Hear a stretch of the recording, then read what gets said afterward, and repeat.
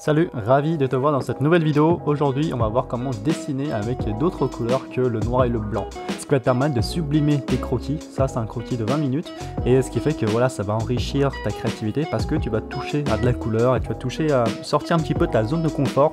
Tu vois, sans rentrer, toujours faire du noir et blanc et commencer à, voilà, à mettre des touches de couleurs comme le violet, le jaune, le orange et le rose. Donc c'est parti, cette vidéo, je vais te montrer déjà le croquis simple du dessin. Ensuite on va faire les ombrages et ensuite on va mettre le violet, ensuite l'orange et tu vas voir le rose, il est magique dans cette gamme de couleurs parce qu'il va vraiment lier les couleurs entre elles. Donc c'est parti, tu vois j'utilise un jaune de fond.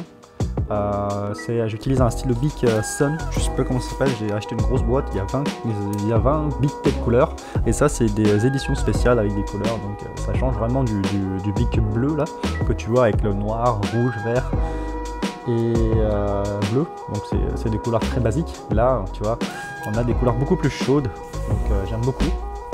Et ce qui permet aussi d'avoir un jaune, et le jaune en fait il permet de vraiment faire une petite base de dessin, dessiner des choses qui n'est pas vraiment essentiel de voir, par exemple les traits de construction, la sphère et aussi la mise en place de Loomis et de Rayleigh que j'ai mis mais que tu vois pas.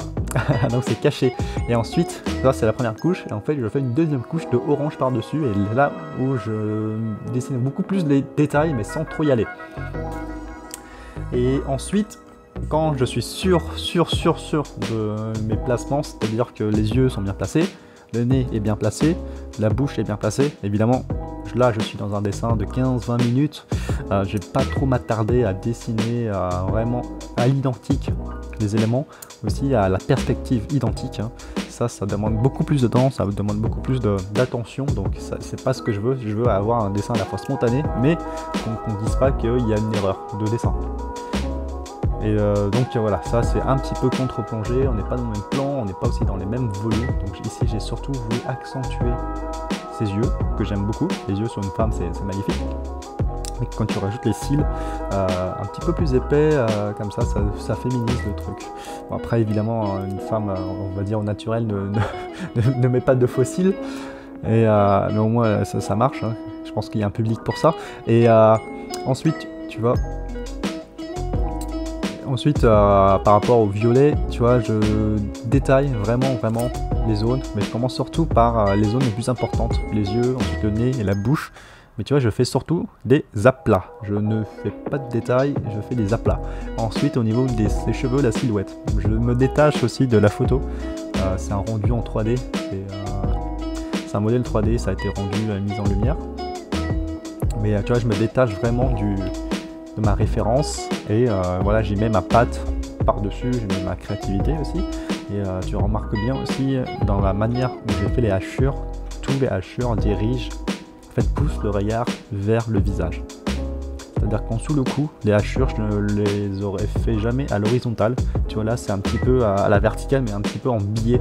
Et en fait, ça donne un effet de mouvement qui suit la pose de la demoiselle.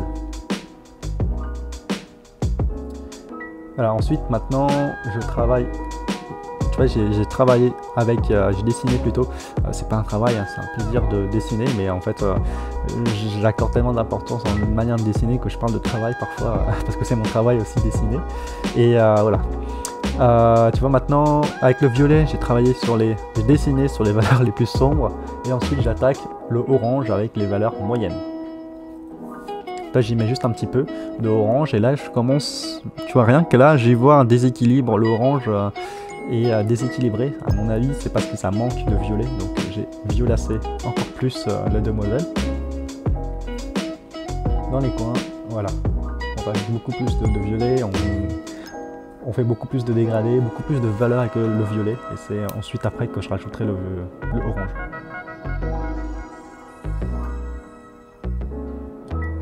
Hop, tu vois la découpe qui est très dynamique quand même en diagonale là, de la base du buste. Il est vraiment intéressant, ça a été fait exprès en fait, c'est une découpe très dynamique qui fait une sorte de triangle qui pousse le regard vers le visage. Ça a été réfléchi, hein. Chaque chose a été réfléchie dans le buste qui a été fait.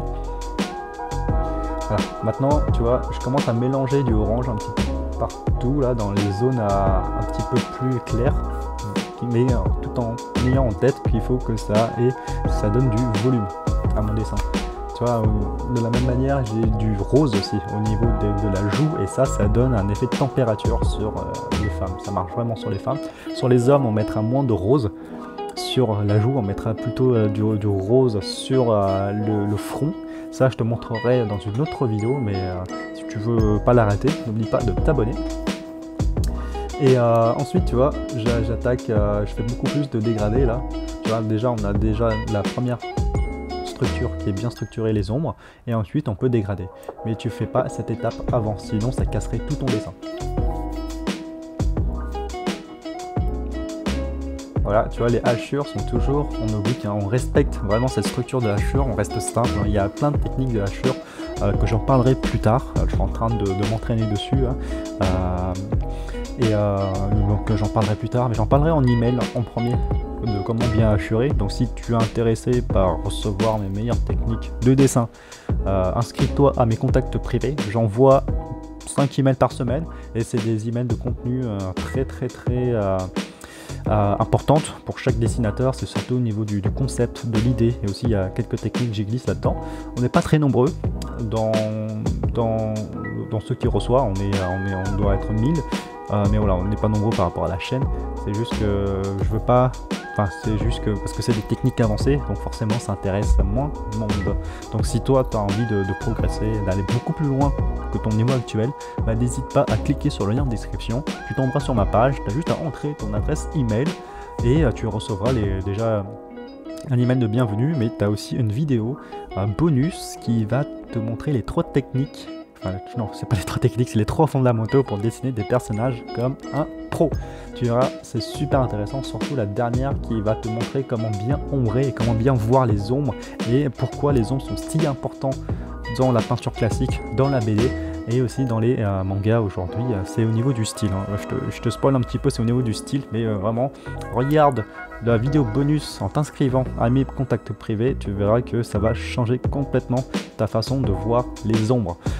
Sur ce, moi j'ai bien apprécié dessiner cette dame, donc je vais faire d'autres dessins de ça, donc n'hésite pas à t'abonner à cette chaîne pour voir d'autres dessins, parce que là je vais en publier beaucoup des dessins comme ça. Je fais une petite explication et tu vois, c'est on va dire c'est très expressif, hein, dans la manière où j'ai dessiné, mais c'est aussi dans le plaisir de dessiner ce que je fais là, tu vois. Donc j'espère que le plaisir est partagé. Donc je te dis à la prochaine vidéo, salut.